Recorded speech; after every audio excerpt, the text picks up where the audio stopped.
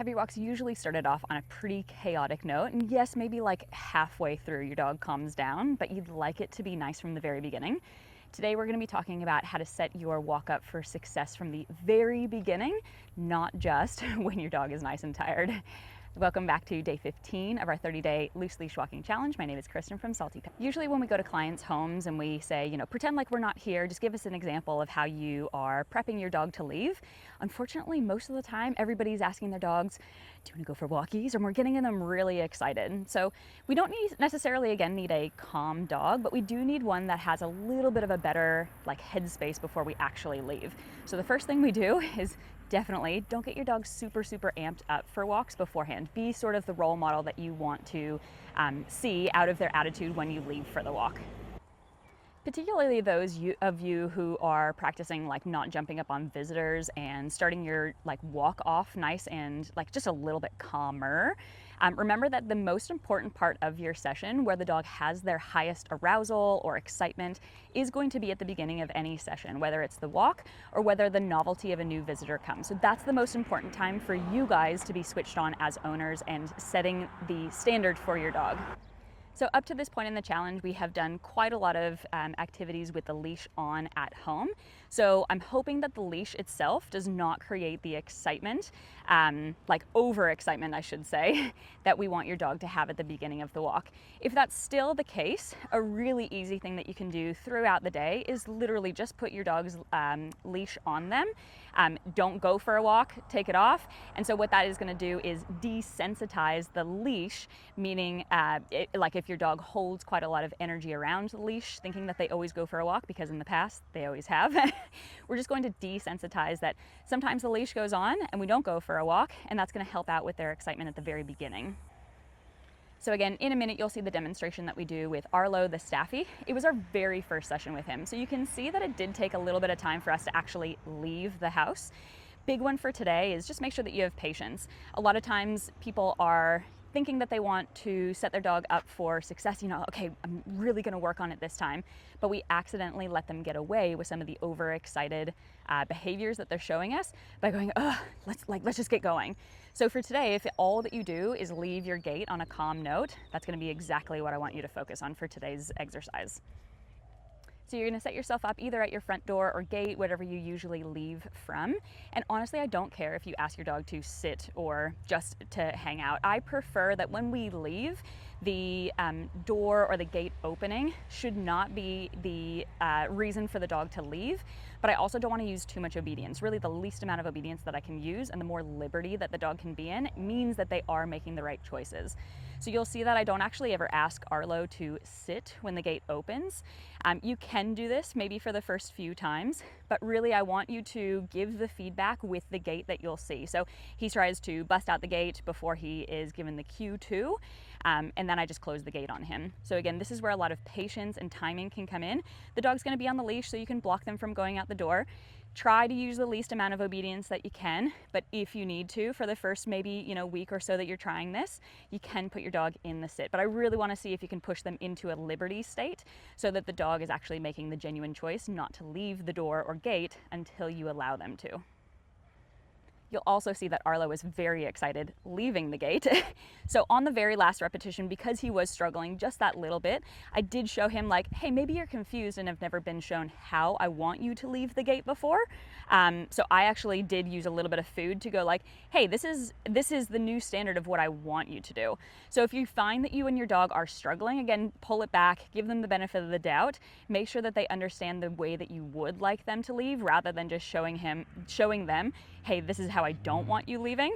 Sometimes we might need to do a couple of repetitions with food if they're food motivated, going, this is how I prefer you leaving the gate, not busting through, but maybe just leaving a little bit more calmly with me. And like I mentioned that, half of the problem sometimes is us. So I wouldn't be asking you, do you want to go for walkies and getting them all excited and things. And the same thing here as well. Try not to be too anticipatory when you're leaving for your walks. So I don't want you going, wait. It's kind of like when you're like ready for a race and you're waiting for that gun to go. The moment that you're like, okay, then the dog's like, yes, let's go. So try to make yourself a little bit less anticipatory as well too. Just be nice and calm. And again, you'll notice with me and Arlo, I'm really not giving him very many commands. I want him to figure out that the way to leave the gate is him being calm and relaxed and taking feedback from me. A little bit of an awkward one to film, but as always, grab your phone for filming just in case anything doesn't go according to plan. Grab your dog who's nice and hungry with their breakfast or dinner in your treat pouch or pocket and have some fun. Good. So we have Arlo. He is a Staffy, about a year old. So he's gonna be very excitable when we leave. So before we even leave the gate, which is just right here, we'll go through like just a little bit of a warm up here in the courtyard. And then so that we can get to a little bit of that engagement before we even leave the house, because I'm sure once we leave the home, it's like next level excitement. So I'm gonna get him a little bit working with me. Arlo, let's go. Nice, let's go. Yes. Nice, getting used to taking food. Super boy. Good, little bit of that pressure, nice. Yes. Good, and just a small space warm up. Good, super boy.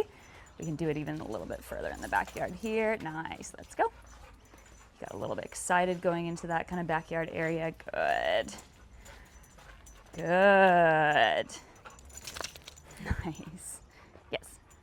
You got a lovely space out there. Nice. Nope. Yes. Good. So just getting him to work nicely with me. Good. Next step will be to leave the gate. Good. Nice work, Arlo. Good. Super boy. All right, we'll work on leaving the gate. Oh, nice. Nope. Good. Got all the time in the world, bud. Good. There we go. All right, and then a calm exit. So we can tell him sit. I kind of want to use the least amount of obedience that I can. So if he starts to get through the gate, good. Nope. Just gonna block him from doing that. If he offers a sit, that's fine. Nope. But I don't want him leaving until I nope. Give him the all good to go. Good. So if he's not listening to me, even in the gate, it'll be very hard once we're outside of the gate. Nice, good. Nice job, let's go. Super boy, yes. Arlo, this way. Nice, good job, bud. We're gonna do it one more time. He's like, but we're out, it'll be so long. Good. All right, open the gate, perfect. Nope. I know, that's okay. That's okay, good. Nice work, bud. Let's go. Yes, nope. So I don't want him busting out of the gate too much. Give me. Good, let's try that again. Good. Nice. He's starting to figure it out. He's a clever boy, I know. So a big yawn there, like, it's kind of frustrating doing learning. It's fine, he'll learn. Let's go. Good. Up, up, up. Nope. I know, a little bit too much. Let's try one more time. Come in. Good. Now, if it doesn't work on this third go, good. Nope. Then I'm gonna give him even more help with it as well too. Good.